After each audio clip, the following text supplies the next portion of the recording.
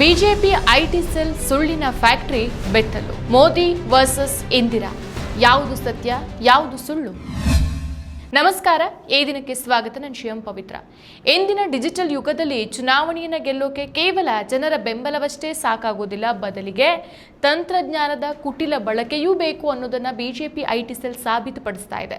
ಇತ್ತೀಚೆಗೆ ಮಾಜಿ ಪ್ರಧಾನಿ ಇಂದಿರಾ ಗಾಂಧಿಯವರ ಹೆಸರಲ್ಲಿ ಹರಡಲಾದ ನಕಲಿ ಪತ್ರಿಕಾ ವರದಿ ಈ ವ್ಯವಸ್ಥಿತ ಸುಳ್ಳಿನ ಜಾಲದ ಒಂದು ಸಣ್ಣ ಭಾಗ ಅಷ್ಟೇ. ಸರ್ಕಾರದ ವೈಫಲ್ಯಗಳನ್ನ ಮರೆಮಾಚೋಕೆ ಮತ್ತು ವಿರೋಧ ಪಕ್ಷಗಳನ್ನ ಹಣಿಯೋಕೆ ಮಾಹಿತಿ ತಂತ್ರಜ್ಞಾನವನ್ನ ಬಿಜೆಪಿ ಹೇಗೆ ದುರ್ಬಳಕೆ ಮಾಡ್ಕೊಳ್ತಾ ಇದೆ ಅನ್ನುವಂತಹ ಸಾವಿರ ಸಾಕ್ಷಿಗಳಿಗೆ ಈಗ ಇನ್ನೊಂದು ಸೇರ್ಕೊಂಡಿದೆ.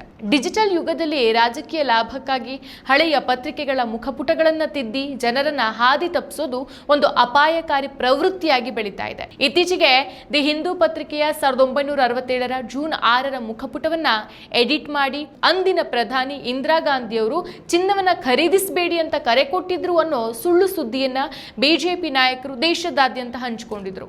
ಸೊ ಪ್ರಧಾನಿ ಮೋದಿಯವರ ಹೇಳಿಕೆಗಳನ್ನ ಸಮರ್ಥಿಸಿಕೊಳ್ಳೋ ಭರದಲ್ಲಿ ನಡೆದಂತ ಈ ಫೇಕ್ ನ್ಯೂಸ್ ಅಭಿಯಾನ ಈಗ ಬಿಜೆಪಿ ಪಾಲಿಗೆನೆ ಮುಜುಗರ ತಂದಿಟ್ಟಿದೆ. ಹಾಗಾದ್ರೆ ಆ ವೈರಲ್ ಚಿತ್ರದಲ್ಲಿ ಏನಿದೆ? ಸಾಮಾಜಿಕ ಮಾಧ್ಯಮಗಳಲ್ಲಿ ಹರಿದಾಡ್ತಾ ಇರುವಂತಹ ಚಿತ್ರದ ಪ್ರಕಾರ 1967ರಲ್ಲಿ ಅಂದಿನ ಪ್ರಧಾನಿಯಾಗಿದ್ದಂಥ ಇಂದಿರಾ ಗಾಂಧಿಯವರು ದೇಶದ ವಿದೇಶಿ ವಿನಿಮಯವನ್ನ ಉಳಿಸೋ ಸಲುವಾಗಿ ರಾಷ್ಟ್ರೀಯ ಶಿಸ್ತು ಪಾಲಿಸುವಂತೆ ಜನತೆಗೆ ಮನವಿ ಮಾಡಿದ್ರು. ಸೊ ಈ ಮನವಿಯಲ್ಲಿ ಜನ ಚಿನ್ನವನ್ನ ಖರೀದಿಸಬಾರದು ಅನ್ನೋ ಶೀರ್ಷಿಕೆ ಎದ್ದು ಕಾಣುವಂತೆ ಚಿತ್ರಿಸಲಾಗಿದೆ. ಆದರೆ 1960ರ ದಶಕದಲ್ಲಿ ಇಂದಿರಾ ಗಾಂಧಿ ನೇತೃತ್ವದ ಸರ್ಕಾರ ಚಿನ್ನದ ಮೇಲೆ ಕಠಿಣ ನಿಯಂತ್ರಣಗಳನ್ನ ಹೇರಿತ್ತು. ಸೊ ಆ ನಿಯಮಗಳು ಏನು, ಹೇಗಿತ್ತು ಅನ್ನೋ ಬಗ್ಗೆ ಇದೇ ವಿಡಿಯೋದಲ್ಲಿ ನಾನು ಕೊನೆಯಲ್ಲಿ ಹೇಳ್ತೀನಿ. ಅದಕ್ಕೂ ಮೊದಲು ಮೋದಿಯವರು ಏನು ಹೇಳಿದ್ರು ಅಂತ ನೋಡೋಣ. ಹಾಗಾದ್ರೆ ಮೋದಿ ಏನು ಹೇಳಿದ್ರು? ದೇಶ ಪ್ರೇಮ, ದೇಶಭಕ್ತಿ, ದೇಶಕ್ಕಾಗಿ ತ್ಯಾಗ ಮುಂತಾದವುಗಳ ವೈಫಲ್ಯದ ನಂತರ ಪ್ರಧಾನಿ ಮೋದಿಯವರು ಮೇ 10ಕ್ಕೆ ಹೈದರಾಬಾದಲ್ಲಿ ದೇಶದ ಪ್ರಜೆಗಳು ತ್ಯಾಗ ಅನ್ನೋ ಸೊಂಟದ ಪಟ್ಟಿಯನ್ನ ಬಿಗಿ ಮಾಡಬೇಕಾದಂತ ಸಪ್ತ ಸೂತ್ರಗಳನ್ನ ನೀಡಿದ್ರು.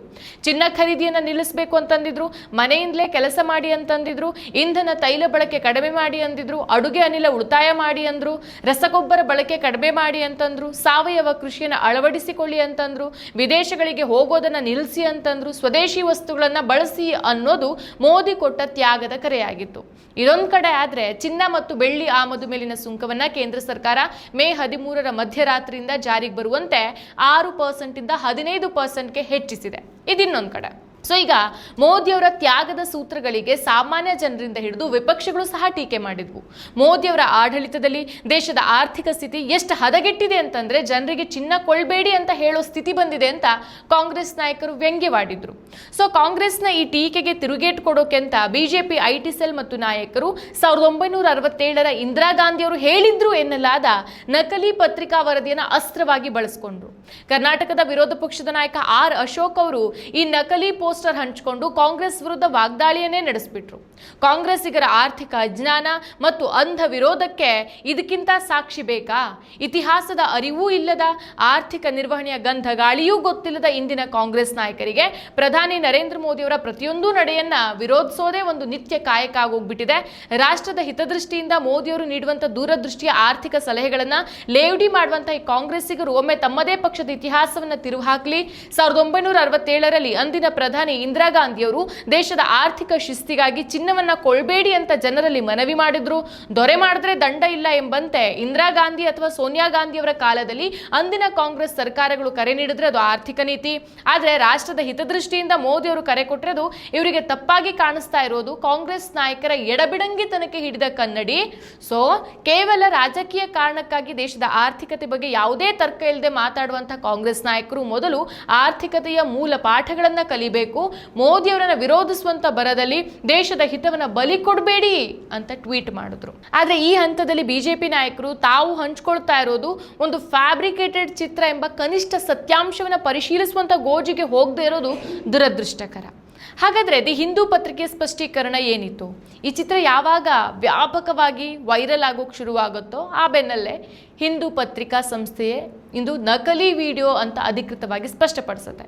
ಈ ಕುರಿತು ಪತ್ರಿಕೆಯ ಹಿರಿಯ ಪತ್ರಕರ್ತ ಕೋಳಪ್ಪನವರು ಎಕ್ಸ್ ಜಾಲತಾಣದಲ್ಲಿ ಪೋಸ್ಟ್ ಮಾಡಿ ಸಾಮಾಜಿಕ ಜಾಲತಾಣಗಳಲ್ಲಿ ಹಂಚಿಕೆ ಆಗ್ತಾ ಇರುವಂತಹ ಜೂನ್ 6, 1967 ಪತ್ರಿಕೆಯ ಪುಟ ಡಿಜಿಟಲ್ ಆಗಿ ಮಾರ್ಪಡಿಸಲ್ಪಟ್ಟಿದೆ.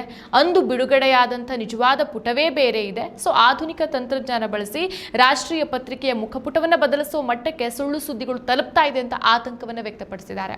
ಸೊ ಪತ್ರಿಕಾ ಸಂಸ್ಥೆ ತನ್ನ ಓದುಗರಿಗೆ ಎಚ್ಚರಿಕೆಯನ್ನು ಕೊಡುತ್ತಾ ನಮ್ಮ ಆರ್ಕೈವ್ಸ್ಗಳಲ್ಲಿ ಇರುವಂತಹ ಅಂಥ ಯಾವುದೇ ಪುಟ ಇಲ್ಲ. ಸೊ ಓದುಗರು ಇಂಥ ಚಿತ್ರಗಳನ್ನು ಹಂಚಿಕೊಳ್ಳೋ ಮೊದಲು ಸತ್ಯಾಸತ್ಯತೆಯನ್ನು ಪರಿಶೀಲಿಸಬೇಕು ಅಂತ ಮನವಿ ಮಾಡಿದ್ರು. ಸೊ ರಾಜಕೀಯ ಪಕ್ಷಗಳು ಪರಸ್ಪರ ಟೀಕೆಗೆ ಇಂಥ ಚಿತ್ರಗಳನ್ನು ಆಯುಧವಾಗಿ ಬಳಸುವಂತಹ ಪ್ರವೃತ್ತಿ ಹೆಚ್ಚುತ್ತಾ ಇರೋದು ಆತಂಕಕಾರಿ ಬೆಳವಣಿಗೆನೇ ಸರಿ. ಇನ್ನು ಈ ಘಟನೆ ಸಾಮಾಜಿಕ ಜಾಲತಾಣಗಳಲ್ಲಿ ಭಾರೀ ಆಕ್ರೋಶ ಕಾರಣ ಆಗಿದೆ. ರಾಜಕೀಯ ವಿರೋಧಕ್ಕಾಗಿ ಇತಿಹಾಸವನ್ನು ಮತ್ತು ರಾಷ್ಟ್ರೀಯ ಪತ್ರಿಕೆಗಳ ವಿಶ್ವಾಸಾರ್ಹತೆಯನ್ನು ದುರ್ಬಳಕೆ ಮಾಡಿಕೊಳ್ತಾ ಇರೋದ್ರಲ್ಲಿ ಬಿಜೆಪಿಯವರು ಎತ್ತಿದ ಕೈ ಅನ್ನೋ ಟೀಕೆಗಳು ಕೇಳಿಬರ್ತಾ ಇದೆ. ಸತ್ಯಾಂಶವನ್ನು ಪರಿಶೀಲಿಸದೆ ಜವಾಬ್ದಾರಿಯುತ ಸ್ಥಾನದಲ್ಲಿರುವಂತಹ ವಿರೋಧ ಪಕ್ಷದ ನಾಯಕರೇ ಇಂತಹ ಸುಳ್ಳು ಮಾಹಿತಿಯನ್ನು ಹಂಚಿಕೊಂಡಿರೋದು ಸಾರ್ವಜನಿಕ ವಲಯದಲ್ಲಿ ಚರ್ಚೆಗೆ ಗ್ರಾಸ ಆಗಿದೆ. ಅಂದಿನ ಸರ್ಕಾರದ ನಿಜವಾದ ಚಿನ್ನದ ನಿಯಂತ್ರಣ ನೀತಿಗಳು ಹೇಗಿತ್ತು ಹಾಗಾದ್ರೆ? ನಾನು ಆಗ್ಲೇ ಹೇಳ್ದೆ ಅಲ್ಲ, ನೆಕ್ಸ್ಟ್ ಅಲ್ಲಿ ಹೇಳ್ತೀನಿ ಅಂತ. ಈಗ ಆ ಪಾಯಿಂಟ್ ಬಂದ್ವಿ ನಾವು. ಸೊ ವೈರಲ್ ಆಗಿರುವಂತಹ ಪತ್ರಿಕೆಯ ಕ್ಲಿಪ್ ನಕಲಿ ಆಗಿದ್ರೂ ಸಹ 1960ರ ದಶಕದಲ್ಲಿ ಇಂದಿರಾ ಗಾಂಧಿ ನೇತೃತ್ವದ ಸರ್ಕಾರ ಚಿನ್ನದ ಮೇಲೆ ಕಠಿಣ ನಿಯಂತ್ರಣಗಳನ್ನು ಹೇರಿತ್ತು ಅನ್ನೋದು ಐತಿಹಾಸಿಕ ಸತ್ಯ. ಸೊ ಈ ನಿಯಮಗಳು ಹೇಗಿದ್ವು ಮತ್ತು ಯಾಕೆ ಜಾರಿಗೆ ಬಂದ್ವು ಅನ್ನೋದು ಸಹ ಆಸಕ್ತಿದಾಯಕ. ಮೊದಲನೇದು ಚಿನ್ನದ ನಿಯಂತ್ರಣ ನಿಯಮಗಳು, ಗೋಲ್ಡ್ ಕಂಟ್ರೋಲ್ ರೂಲ್ಸ್. ಆ ಕಾಲದಲ್ಲಿ ಭಾರತ ವಿದೇಶಿ ವಿನಿಮಯದ ತೀವ್ರ ಕೊರತೆಯನ್ನು ಎದುರಿಸ್ತಾ ಇತ್ತು. ಕಳ್ಳ ಸಾಗಣೆಯನ್ನು ತಡೆಯೋಕೆ ಮತ್ತು ದೇಶದ ಸಂಪತ್ತು ಚಿನ್ನದ ರೂಪದಲ್ಲಿ ವ್ಯರ್ಥವಾಗದಂತೆ ನೋಡ್ಕೊಳ್ಳೋಕೆ ಸರ್ಕಾರ ಕಠಿಣ ನಿಯಮಗಳನ್ನು ಜಾರಿಗೆ ತರಲಾಗಿತ್ತೇ ಹೊರತು ಈಗಿನ ಪೋಸ್ಟರಲ್ಲಿರುವಂತೆ ಪ್ರಧಾನಿಯವರು ಪತ್ರಿಕೆಯ ಮೂಲಕ ಜಾಹೀರಾತು ನೀಡಿ ಮನವಿಯನ್ನ ಮಾಡೇ ಇರಲಿಲ್ಲ. ಸೊ ಚಿನ್ನದ ಗಟ್ಟಿಗಳ ಮೇಲೆ ನಿಷೇಧ ಇತ್ತು. ಸೊ ನಾಗರಿಕರು ಚಿನ್ನದ ಬಾರ್ಗಳು ಅಥವಾ ಚಿನ್ನದ ಗಟ್ಟಿಗಳನ್ನು ಅಥವಾ ನಾಣ್ಯದ ರೂಪದಲ್ಲಿ ಚಿನ್ನವನ್ನು ಸಂಗ್ರಹಿಸಿ ಇಟ್ಕೊಳ್ಳೋದನ್ನ ಸಂಪೂರ್ಣವಾಗಿ ನಿಷೇಧಿಸಲಾಗಿತ್ತು. ನೆಕ್ಸ್ಟು ಆಭರಣ ತಯಾರಕರಿಗೂ ಮಿತಿ ಇತ್ತು. ಆಭರಣ ಕೆಲಸ ಮಾಡುವಂಥ ಕುಶಲಕರ್ಮಿಗಳು ಗರಿಷ್ಠ 100 ಗ್ರಾಂಗಿಂತ ಹೆಚ್ಚು ಚಿನ್ನವನ್ನು ತಮ್ಮ ಬಳಿ ಇಟ್ಟುಕೊಳ್ಳುವಂತೆ ಇರಲಿಲ್ಲ. ನೆಕ್ಸ್ಟು ವ್ಯಾಪಾರಿಗಳ ಮೇಲೆ ಕಣ್ಗಾವಲಿತ್ತು. ಈ ಪರವಾನಗಿ ಪಡೆದಂಥ ವ್ಯಾಪಾರಿಗಳು ತಮ್ಮ ಕೆಳಗೆ ಕೆಲಸ ಮಾಡುವಂಥ ಕಾರ್ಮಿಕರ ಸಂಖ್ಯೆಗೆ ಅನುಗುಣವಾಗಿ ಮಾತ್ರ ಚಿನ್ನವನ್ನು ಹೊಂದಬೇಕಾಗಿತ್ತು. ಅಷ್ಟೇ ಅಲ್ಲ, ವ್ಯಾಪಾರಿಗಳು ಪರಸ್ಪರ ಚಿನ್ನವನ್ನು ವ್ಯಾಪಾರ ಮಾಡೋದನ್ನು ಸಹ ನಿಷೇಧಿಸಲಾಗಿತ್ತು. ಕೊನೆಗೆ ಮೊರಾರ್ಜಿ ದೇಸಾಯಿ ಅವರ ಪಾತ್ರ. ಈ ಚಿನ್ನದ ನಿಯಂತ್ರಣದ ಕತೆ ಆರಂಭ ಆಗಿದ್ದು 1962ರಲ್ಲಿ. ಸೊ ಆಗಿನ ಹಣಕಾಸು ಸಚಿವರಾಗಿದ್ದಂಥ ಮೊರಾರ್ಜಿ ದೇಸಾಯಿ ಅವರು ಮೊದಲ ಬಾರಿಗೆ ಚಿನ್ನದ ನಿಯಂತ್ರಣ ಕ್ರಮಗಳನ್ನು ಪರಿಚಯಿಸ್ತಾರೆ. ಸೊ ಬ್ಯಾಂಕ್ಗಳು ಚಿನ್ನದ ಮೇಲೆ ನೀಡಿದಂತ ಸಾಲಗಳನ್ನು ಹಿಂಪಡೆಯುವಂತೆ ಸೂಚಿಸಲಾಯಿತು. ಚಿನ್ನದ ವಾಯ್ದ ವ್ಯಾಪಾರವನ್ನ ಅಂದ್ರೆ ಫಾರ್ವರ್ಡ್ ಟ್ರೇಡಿಂಗ್ ಅನ್ನ ನಿಷೇಧಿಸಲಾಯಿತು. 1963ರಲ್ಲಿ ಸರ್ಕಾರ 14 ಕ್ಯಾರೆಟ್ಗಿಂತ ಹೆಚ್ಚಿನ ಶುದ್ಧತೆಯ ಚಿನ್ನದ ಆಭರಣ ತಯಾರಿಕೆಯನ್ನು ನಿಷೇಧಿಸಿ ಆದೇಶವನ್ನು ಹೊರಡಿಸುತ್ತೆ. ಸೊ ಅಪ್ಪಟ ಚಿನ್ನದ ಅಂದ್ರೆ 22 ಕ್ಯಾರೆಟ್ ಅಥವಾ 24 ಕ್ಯಾರೆಟ್ ಬಳಕೆಯನ್ನು ಕಡಿಮೆ ಮಾಡೋದು ಇದರ ಉದ್ದೇಶ ಆಗಿತ್ತು. ಇನ್ನು 1968ರ ಚಿನ್ನದ ನಿಯಂತ್ರಣ ಕಾಯ್ದೆ. ಮುಂದೆ 1968ರಲ್ಲಿ ಇಂದಿರಾ ಗಾಂಧಿ ಸರ್ಕಾರ ಚಿನ್ನದ ನಿಯಂತ್ರಣ ಕಾಯ್ದೆ ಗೋಲ್ಡ್ ಕಂಟ್ರೋಲ್ ಆಕ್ಟ್ 1968 ಅನ್ನ ಅಧಿಕೃತವಾಗಿ ಜಾರಿಗೆ ತರ್ತಾರೆ. ಇದು ದೇಶದ ಇತಿಹಾಸದಲ್ಲೇ ಅತ್ಯಂತ ಕಠಿಣ ಆರ್ಥಿಕ ಕಾನೂನುಗಳಲ್ಲಿ ಒಂದಾಗಿತ್ತು. ಸೊ ಈ ಕಾಯ್ದೆ ಚಿನ್ನದ ಆಮದು ಮತ್ತು ರಫ್ತಿನ ಮೇಲೆ ಸಂಪೂರ್ಣ ನಿಯಂತ್ರಣ ಸಾಧಿಸೋಕೆ ಯತ್ನಿಸುತ್ತೆ. ಸೊ ಇಂದು ಈ ನಕಲಿ ಪತ್ರಿಕೆಯ ಚಿತ್ರ ವೈರಲ್ ಆಗೋಕೆ ಪ್ರಮುಖ ಕಾರಣ ಅಂದಿನ ಮತ್ತು ಇಂದಿನ ರಾಜಕೀಯ ಆರ್ಥಿಕ ನಿರ್ಧಾರಗಳ ಹೋಲಿಕೆ ಮಾಡೋದು ಇದು. ಸೊ ಪ್ರಧಾನಿ ನರೇಂದ್ರ ಮೋದಿ ಅವರು ತ್ಯಾಗ, ದೇಶ ಪ್ರೇಮದ ಹೆಸರಲ್ಲಿ ನಿರ್ಬಂಧಗಳನ್ನು ಪಾಲಿಸೋಕೆ ಕರೆ ಕೊಟ್ಟಾಗ ಅದನ್ನ ಇಂದಿರಾ ಗಾಂಧಿ ಅವರ ಅಂದಿನ ಕ್ರಮಗಳ ಜೊತೆಗೆ ಹೋಲಿಸಿ ಜನರಲ್ಲಿ ಗೊಂದಲ ಮೂಡಿಸೋದು ಬಿಜೆಪಿ ನಾಯಕರ ಹಾಗೂ ಅಂಧಭಕ್ತರ ಪ್ರಯತ್ನವಾಗಿತ್ತು. ಆದರೆ ಸಾಮಾಜಿಕ ಜಾಲತಾಣದಲ್ಲಿ ಸುಳ್ಳು ಸುದ್ದಿ ಹಬ್ಬಿಸೋದ್ರಲ್ಲಿ ಬಿಜೆಪಿ ನಾಯಕರು ಮತ್ತು ಕಾರ್ಯಕರ್ತರು ಎತ್ತಿದ ಕೈ ಎಂಬ ಟೀಕೆ ಈಗ ಮತ್ತೊಮ್ಮೆ ಕೇಳಿಬರ್ತಾ ಇದೆ. ಸೊ ಚುನಾವಣೆಗಳಾಗ್ಲಿ, ಧಾರ್ಮಿಕ ವಿಷಯಗಳಾಗ್ಲಿ, ವಿರೋಧ ಪಕ್ಷಗಳ ವಿರುದ್ಧದ ಆರೋಪಗಳಾಗ್ಲಿ, ಸೊ ಹಲವು ಬಾರಿ ಪರಿಶೀಲಿಸಿದ ಮಾಹಿತಿಯನ್ನು ಮೊದಲು ವೈರಲ್ ಆಗಿ ನಂತರ ಅದು ಸುಳ್ಳು ಅಂತ ಬಹಿರಂಗವಾದ ಮೇಲೆ ಪೆಚ್ ಮೋರೆ ಹಾಕಿಕೊಳ್ಳುವಂತ ಬಿಜೆಪಿಗರ ಉದಾಹರಣೆಗಳು ಸಾಕಷ್ಟಿದೆ. ಪ್ರಧಾನಿ ನರೇಂದ್ರ ಮೋದಿ ಅವರು ವಿಶ್ವದ ಅತ್ಯುತ್ತಮ ಪ್ರಧಾನಿ ಅಂತ ಯುನೆಸ್ಕೋ ಘೋಷಿಸಿದೆ ಅನ್ನೋ ಸುಳ್ಳು ಸುದ್ದಿಯನ್ನ ಬಿಜೆಪಿ ಕಾರ್ಯಕರ್ತರು ಮತ್ತು ನಾಯಕರು ವ್ಯವಸ್ಥಿತವಾಗಿ ಹರಡಿದ್ರು. ನಂತರ ಅದು ಸುಳ್ಳು ಅಂತ ಸಾಬೀತಾಯಿತು. ಕೊನೆಗೆ ನೋಟು ಅಮಾನ್ಯೀಕರಣದ ಸಮಯದಲ್ಲಿ ಹೊಸ 2,000 ರೂಪಾಯಿ ನೋಟಲ್ಲಿ ನ್ಯಾನೋ GPS ಚಿಪ್ ಇದೆ ಅಂತ ಬಿಜೆಪಿ ಬೆಂಬಲಿಗರು ಹಾಗೂ ಹಲವು ಸಂಸದರ ಜೊತೆಗೆ ಕೆಲ ಮಾಧ್ಯಮಗಳು ಸಹ ಪ್ರತಿಪಾದಿಸಿದ್ವು. ಅಂತಹ ಯಾವುದೇ ತಂತ್ರಜ್ಞಾನ ಇಲ್ಲ ಅಂತ ಕೊನೆಗೆ RBIನೇ ಸ್ಪಷ್ಟಪಡಿಸಿತು. ಇನ್ನು ಈ ಹಿಂದೆ ಪ್ರಸಿದ್ಧ ಯೂಟ್ಯೂಬರ್ ಧ್ರುವರಾತಿ ಅವರು ತಮ್ಮ ವಿಡಿಯೋ ಒಂದರಲ್ಲಿ ಬಿಜೆಪಿ IT ಸೆಲ್ನ ಕಾರ್ಯವೈಖರಿಯನ್ನು ಎಳೆಯಾಗಿ ಬಿಚ್ಚಿಟ್ಟಿದ್ರು. ಇವ್ರು ಹೇಳೋ ಪ್ರಕಾರ ಈ ಜಾಲ ಕೇವಲ ಸಾಮಾನ್ಯ ಕಾರ್ಯಕರ್ತರಿಂದ ನಡೀತಾ ಇಲ್ಲ, ಬದಲಿಗೆ ಹಣ ನೀಡಿ ನೇಮಿಸಿಕೊಂಡಂಥ ಇನ್ಫ್ಲೂಯೆನ್ಸರ್ಸ್ ಮತ್ತು PR ಕಂಪನಿಗಳ ಮೂಲಕ ನಡೀತಾ ಇದೆ. ಸೊ ಈ ಸಾಮಾಜಿಕ ಜಾಲತಾಣಗಳಲ್ಲಿ ಟ್ರೆಂಡ್ ಆಗುವಂಥ ಹ್ಯಾಶ್ಟ್ಯಾಗ್ಗಳು ಹೆಚ್ಚಿನವು ಕೃತಕವಾಗಿ ಸೃಷ್ಟಿಸಿದವು. ಪ್ರತಿ ಟ್ವೀಟ್ಗೆ ಇಂತಿಷ್ಟು ಹಣ ನೀಡೋ ಮೂಲಕ ನಿರುದ್ಯೋಗಿ ಯುವಕರನ್ನ ಇಲ್ಲಿ ಬಳಸ್ಕೊಳ್ಳಲಾಗ್ತಾ ಇದೆ. ಪ್ರತಿ ಟ್ವೀಟ್ಗೆ 50 ರಿಂದ 70 ರೂಪಾಯಿವರೆಗೆ ಹಣವನ್ನು ಕೊಡಲಾಗತ್ತೆ. ಸೊ ಹೀಗಾಗಿ ಇದು ಕೆಲವರಿಗೆ ಪಾಕೆಟ್ ಮನಿ ಗಳಿಸೋ ಮಾರ್ಗ ಆಗೋಗ್ಬಿಟ್ಟಿದೆ. ಆದರೆ ಈ ಪ್ರಚಾರದ ಪರಿಣಾಮವಾಗಿ ನಿಜ ಮತ್ತು ಸುಳ್ಳಿನ ನಡುವಿನ ಗಡಿ ಅಸ್ಪಷ್ಟವಾಗ್ತಾ ಇದೆ ಅನ್ನೋ ಆತಂಕನೂ ವ್ಯಕ್ತವಾಗುತ್ತೆ. ಸೊ ಈ PR ಸಂಸ್ಥೆಗಳು ನೇಮಿಸಿಕೊಂಡಿರುವಂತಹ ಪ್ರಭಾವಿಗಳು ಹಂಚಿಕೊಳ್ಳುವಂತಹ ಸುಮಾರು ಒಂದು 50%ಗಿಂತ ಹೆಚ್ಚಿನ ಮಾಹಿತಿಗಳು ನಕಲಿ ಅಥವಾ ದಾರಿ ತಪ್ಪಿಸುವಂಥದ್ದೇ ಆಗಿರುತ್ತೆ. ಈ ನಿರ್ದಿಷ್ಟ ಸಮಯದಲ್ಲಿ ಸಂಘಟಿತವಾಗಿ ಈ ಟ್ವೀಟ್ಗಳು ಪೋಸ್ಟ್ ಆಗೋಗುತ್ತೆ. ಇನ್ನು ಈ ಬಿಜೆಪಿ IT ಸೆಲ್ನ ಅತಿ ದೊಡ್ಡ ಅಸ್ತ್ರ ಅಂತಂದ್ರೆ ಫೋಟೋಶಾಪ್ ಮಾಡಿದಂಥ ಒಂದಿಷ್ಟು ಚಿತ್ರಗಳು. ವಿಶ್ವ ನಾಯಕರು ಮೋದಿಯವರನ್ನ ಹೊಗಳಿದ್ದಾರೆ ಅಂತ ಸುಳ್ಳು ಸಂದೇಶಗಳನ್ನು ಸೃಷ್ಟಿಸೋದು ಇವರ ಹಳೆ ಚಾಳಿ. ಇನ್ನು ಈ ವಿಕಿಲೀಕ್ಸ್ನ ಜೂಲಿಯನ್ ಅಸಾಂಜೆ ಅವರು ಮೋದಿಯವರನ್ನ ಹೊಗಳಿದ್ದಾರೆ ಅನ್ನೋ ಸುಳ್ಳು ಮಾಹಿತಿ ಇದಕ್ಕೆ ಪ್ರಮುಖ ಉದಾಹರಣೆ. ಕೊನೆಗೆ ಅಸಾಂಜೆ ಅಂತ ಹೇಳಿಕೆನ ನೀಡಿಲ್ಲ ಅಂತ ಫ್ಯಾಕ್ಟ್ ಚೆಕ್ ವೆಬ್ಸೈಟ್ಗಳು ವರದಿ ಮಾಡುತ್ತೆ.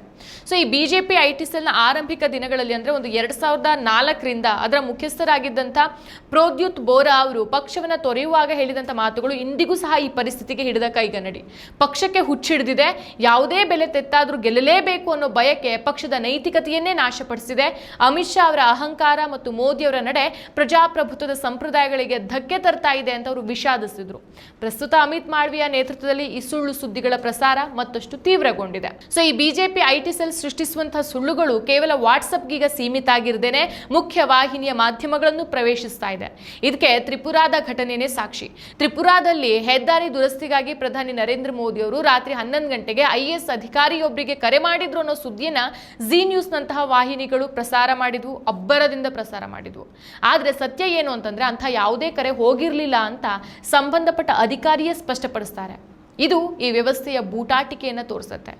ಇನ್ನು ಗೆಲುವಿಗಾಗಿ ಸುಳ್ಳನ್ನೇ ಬಂಡವಾಳ ಮಾಡಿಕೊಂಡಿರುವಂತಹ ಬಿಜೆಪಿ IT ಸೆಲ್ ದೇಶದ ಯುವಜನತೆಯನ್ನ ತಪ್ಪು ದಾರಿಗೆ ಎಳಿತಾ ಇದೆ. ರಾಜಕೀಯ ವಿರೋಧಕ್ಕಾಗಿ ರಾಷ್ಟ್ರೀಯ ಪತ್ರಿಕೆಗಳ ಮುಖಪುಟವನ್ನು ಎಡಿಟ್ ಮಾಡೋದು ಅಥವಾ ಇತಿಹಾಸವನ್ನ ತಿದ್ದುವ ಪ್ರಯತ್ನ ಮಾಡೋದು ಅಕ್ಷಮ್ಯ ಅಪರಾಧ ಅಲ್ವಾ?